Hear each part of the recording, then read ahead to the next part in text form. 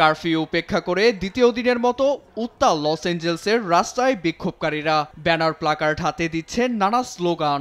মানবাধিকার লঙ্ঘন করে অভিবাসীদের ধরপাকড়ের বিরুদ্ধে প্রতিবাদ ক্রমেই রূপ নিচ্ছে ট্রাম্প বিরোধী বিক্ষোভে, যা ক্রমে ছড়িয়ে পড়ছে যুক্তরাষ্ট্রের 17টি অঙ্গরাজ্যে।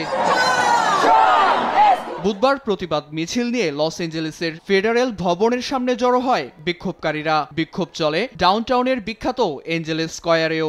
এ সময় স্লোগান দিয়ে সিটি হলে পৌঁছাতেই বিক্ষোভকারীদের উপর চড়াও হয় আইনশৃঙ্খলা রক্ষাকারী বাহিনী। এ সময় একাধিক বিক্ষোভকারীকে গ্রেপ্তার করে পুলিশ। যুক্তরাষ্ট্র জুড়ে ছড়িয়ে পড়া বিক্ষোভের মধ্যেও শক্ত অবস্থান ধরে রেখেছেন মার্কিন প্রেসিডেন্ট ডোনাল্ড ট্রাম্প।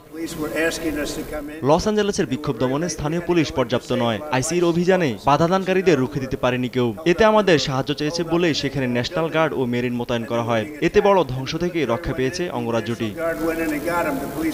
এদিকে বিক্ষোভকারীদের সমর্থন দিলেও সহিংসতা তৈরির চেষ্টা করলে শাস্তি পেতে হবে বলে হুঁশিয়ারি দেন লস অ্যাঞ্জেলসের অ্যাটর্নি জেনারেল নাথান কে হোচম্যান।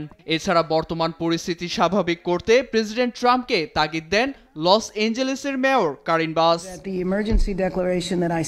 আমি প্রেসিডেন্টের সঙ্গে কথা বলতে চাই, বুঝাতে চাই এখানকার মূল পরিস্থিতি কি। যতদিন প্রয়োজন কারফিউ থাকবে। অন্যদিকে 14 তারিখ ট্রাম্পের জন্মদিনে দেশজুড়ে বড় বিক্ষোভের ডাক দিয়েছেন বিক্ষোভকারীরা।